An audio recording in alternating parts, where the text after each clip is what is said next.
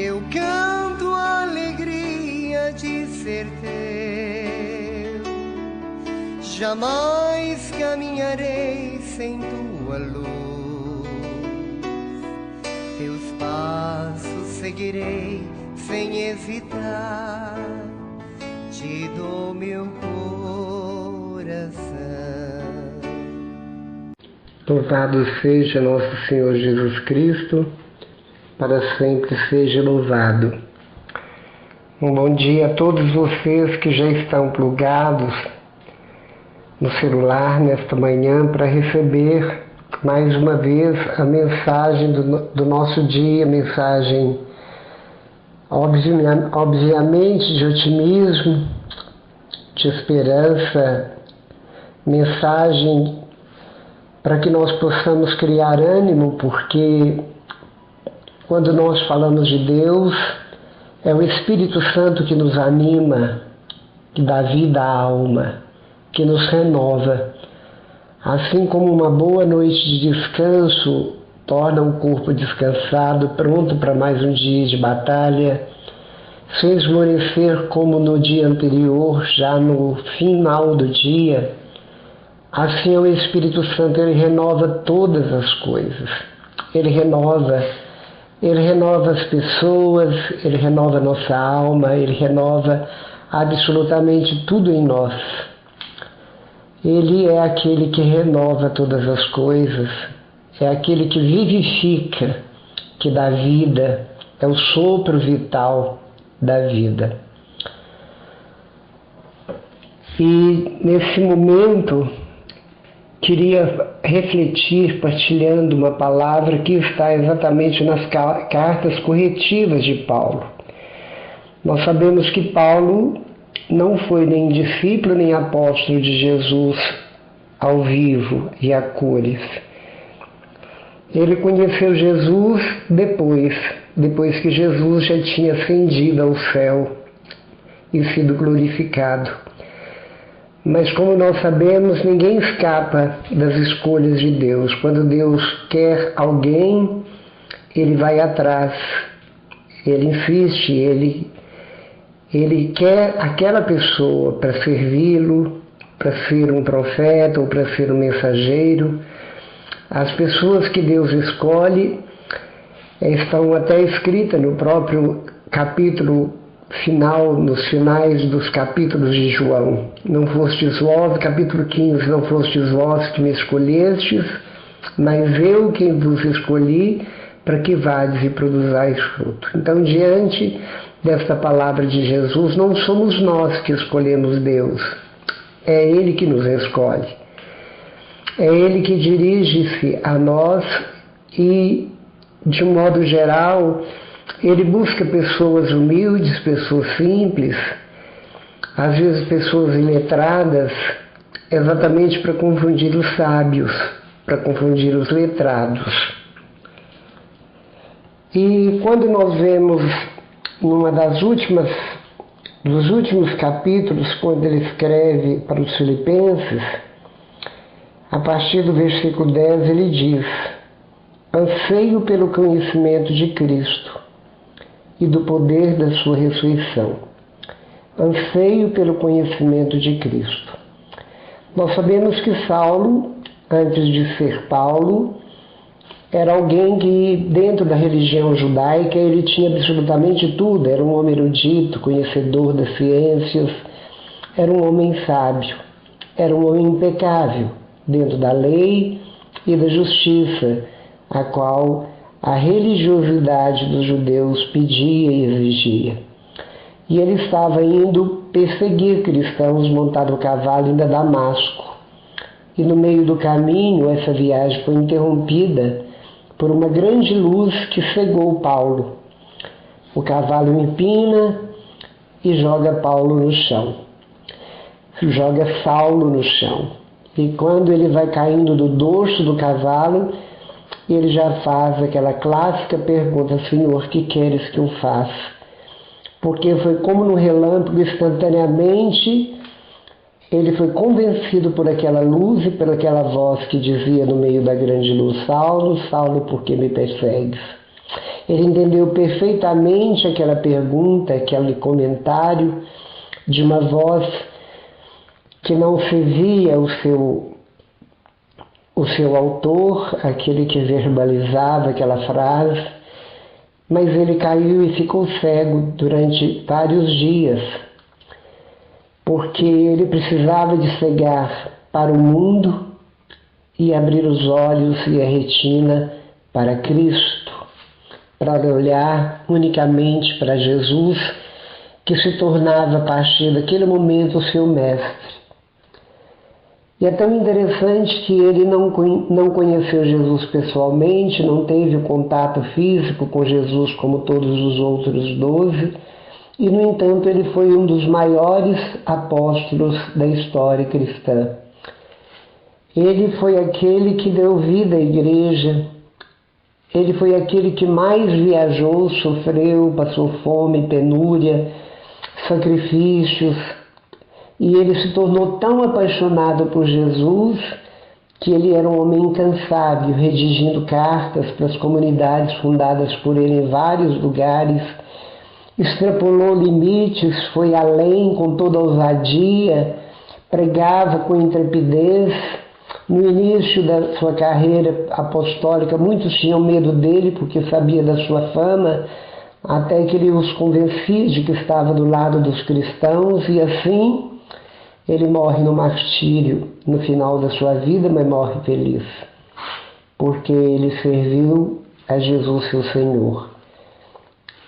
E tudo por um encontro pessoal com Jesus. As escamas que estavam nos seus olhos, que foram caindo para que ele tivesse uma nova visão, muitas vezes nós a temos no coração, escamas que cobrem nosso coração como algo impermeável, que não deixa que o líquido da graça penetre no nosso coração, e é preciso descamar o coração muitas vezes, a nossa alma, para que nós possamos possuir a verdadeira sensibilidade, para que nós possamos possuir a verdadeira caridade, para descobrir a nossa verdadeira humanidade e assim para ter um coração semelhante ao coração de Jesus, manso, humilde, santo, obediente, um coração largo, um coração, embora sendo pequeno, absolutamente comporta toda a humanidade de todo tempo e lugar. E quando Paulo fala que anseia pelo conhecimento de Jesus, a gente percebe que nós, seres humanos, em todo o tempo da história, a massa em si, que muitas vezes se anuncia como cristão, como católico, apenas dizem ser, apenas propagam ser, praticando a religiosidade cristã católica, cumprindo os deveres, mas dentro de os deveres tão pequenos que uma missa por semana, 1 hora apenas no domingo, rezar se der tempo, comunhão e confissão, muitas vezes só por ocasião da Páscoa. E assim nós vamos vivendo dentro da nossa zona de conforto e vamos querendo conhecer um pouquinho de tudo, saber das notícias que proliferam, que multiplicam e que entram dentro de nossas casas, invadindo como lama, como uma casa que é invadida por lama, quando desmorona-se morros, montanhas, barrancos, e vemos tanto na televisão no tempo das chuvas que matam pessoas, o barro, a lama invade, cobrindo casas, matando pessoas. E da mesma forma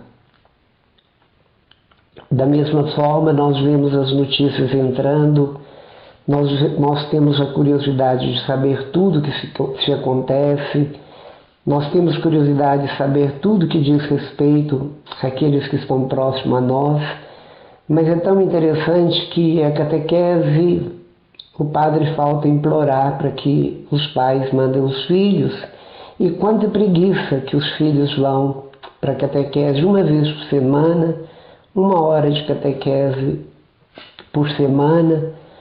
E é tão interessante que os pais os obrigam a, muitas vezes, a ir todos os dias na escola, fazer dever de casa, onde o tempo gasto com os estudos, com cada matéria, com cada disciplina, é, sem sombra de dúvida, vai muito além do tempo que deveríamos ter com Jesus, na presença de Jesus, conhecendo Jesus através das Sagradas Escrituras, principalmente dos Evangelhos, conhecê-lo para amá-lo, conhecer sua igreja tão rica para amá-la.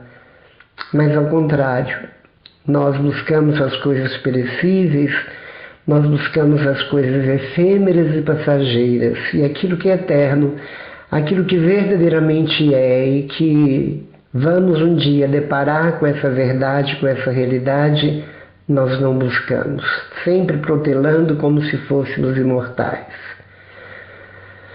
E isso é muito duro, e Paulo entendeu perfeitamente que ele deveria deixar tudo aquilo que era questões pessoais, que eram interesses pessoais, exatamente para tornar o nome de Jesus conhecido, porque Jesus virou a vida dele do avesso. Ele estava indo para uma missão de morte, de perseguição de pessoas seguidoras de Jesus, e a viagem interrompida, e ele volta. Ele passa a fazer viagens, mas de outra forma. Ele tenta vencer o tempo o mais rápido possível, tornando Jesus conhecido e dando testemunho de um verdadeiro e autêntico cristão. E ele chegou a conhecer Jesus de tal forma, tão profundamente, que ele já disse no final da sua vida: já não sou eu que vivo, é Cristo que vive em mim. Já não sou eu que vivo. Ele já não vivia por si, mas ele vivia tão plugado numa simbiose tão profunda com o seu mestre, que todos os seus movimentos eram movimentos cristãos, eram movimentos de Jesus. Jesus era o seu oxigênio, o seu respirar. O amor e o zelo pelas coisas ditas por Jesus, pela vida de Jesus, por aquilo que o assombrou tanto a caminho de Damasco e por toda a história ouvida pelos outros apóstolos. Em tudo ele acreditou e deu ênfase de uma forma sublime, gigantesca, revolucionando o mundo, grande parte da Ásia e por aí afora.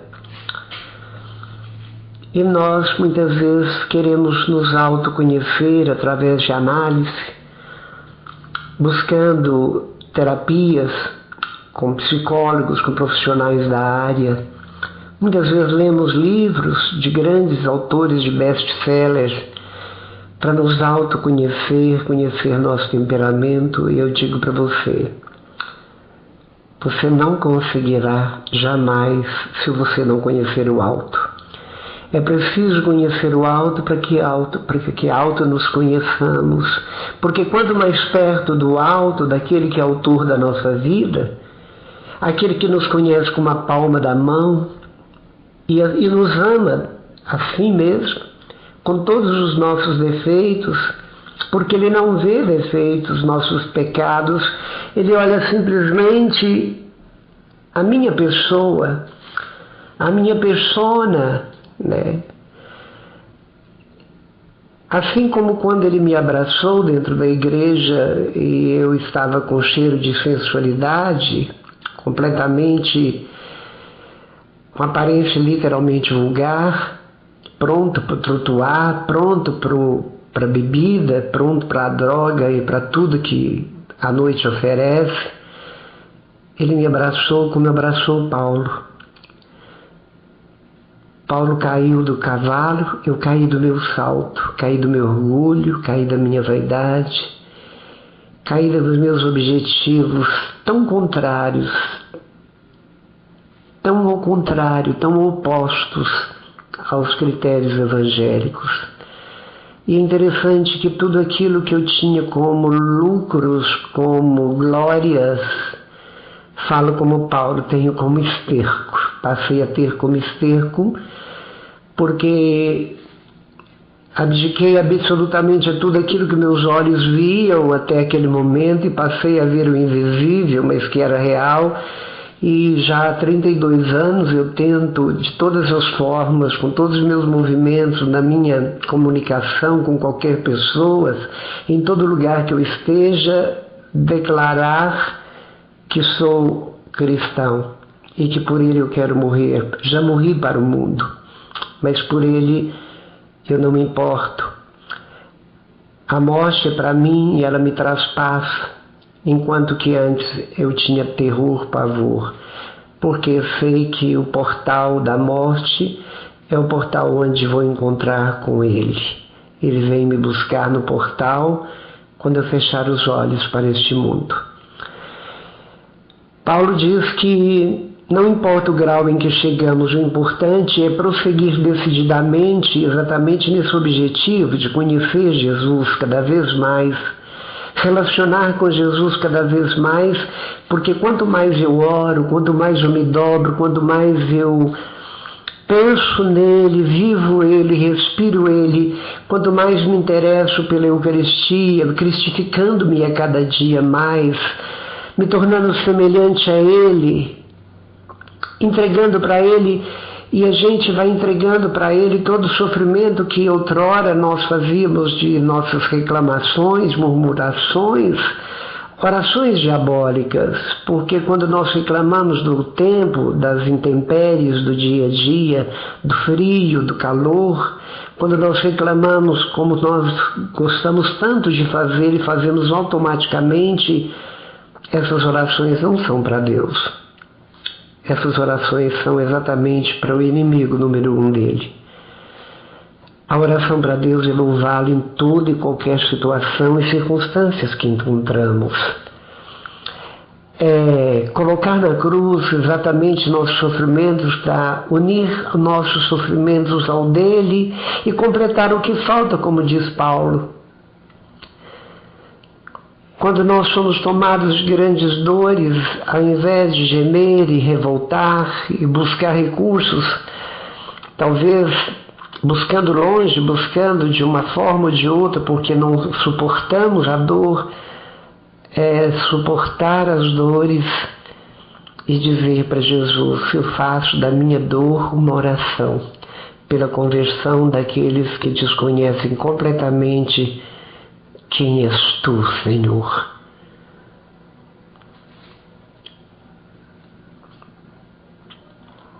É preciso que o mundo vire do avesso. Talvez é preciso que o mundo gire, não no sentido horário como ele gira, mas no sentido contrário. Talvez nós precisamos de perder toda a pressa que temos, toda a ansiedade que nos desgasta, para ver as coisas acontecendo rápido, nós alcançando nossos objetivos rápido. Talvez seria necessário uma parada obrigatória, como nós tivemos agora há pouco tempo, globalizada pelo Covid. Mas mesmo assim as pessoas não suportaram e simplesmente voltar aos frenesi, a ficarem frenéticos como antes. Os bares andam cheios, as festas continuam, os carros estão em alta velocidade e tão difícil para a humanidade deslocada em busca exatamente daquilo que não perderam. Exatamente fazendo o quê? Correndo com pressa, brigando no trânsito para cair na cova mais cedo. Enquanto que Jesus diz para nós: não se preocupe com o dia de amanhã, o dia de amanhã terá suas preocupações próprias, a cada dia basta seu cuidado. Podia ser Jesus reconhecer e pôr em prática suas palavras de vida eterna que verdadeiramente funcionam. São palavras curativas, são palavras que nos curam no mais profundo do âmago de nossas almas, que cura os nossos ancestrais que estão ainda, raízes deles dentro de nós, como no tronco genealógico da minha genealogia.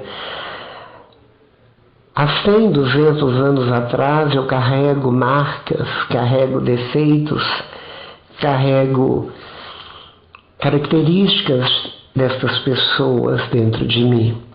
E Jesus pode nos curar de tudo isso, todos os carunchos, toda essa enxurrada que vem descendo de geração em geração e deixando em cada ser,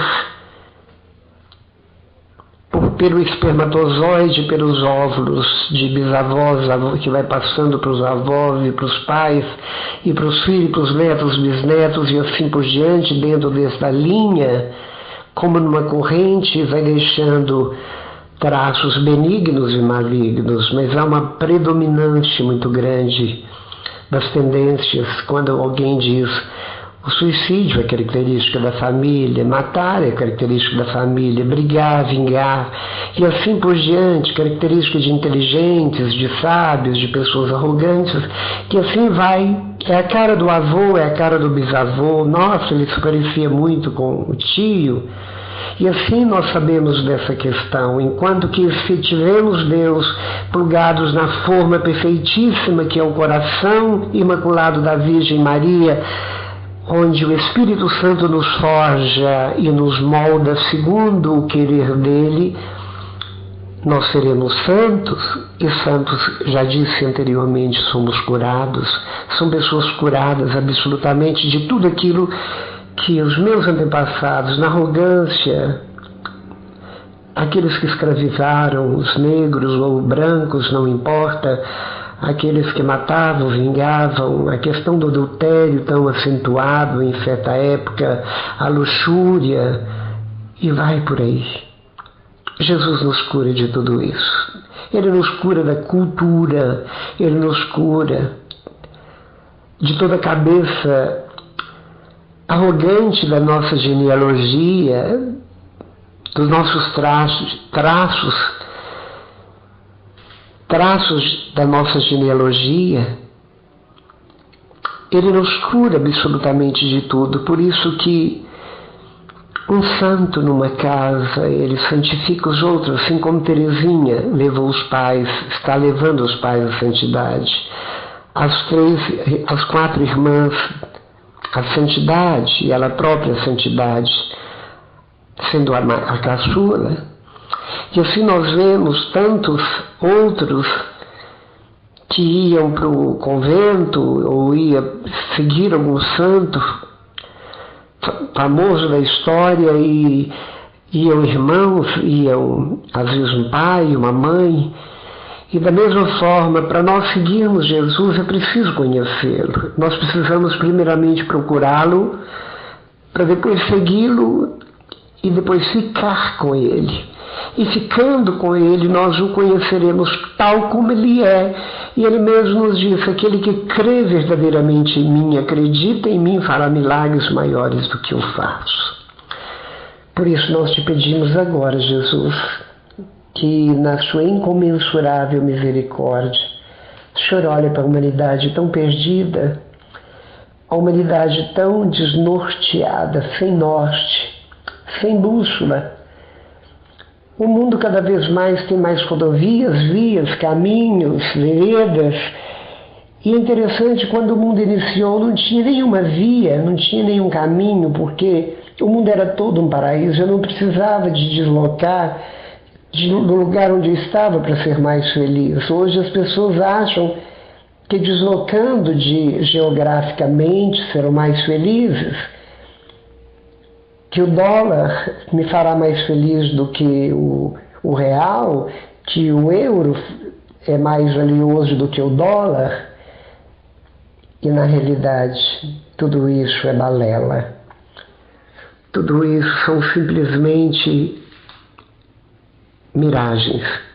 São coisas que nos dão momentos de um certo conforto, de uma certa falsa segurança, enquanto que aquele que não tem nada, mas que tem um conhecimento profundo da verdade única que é Jesus, ele é o mais rico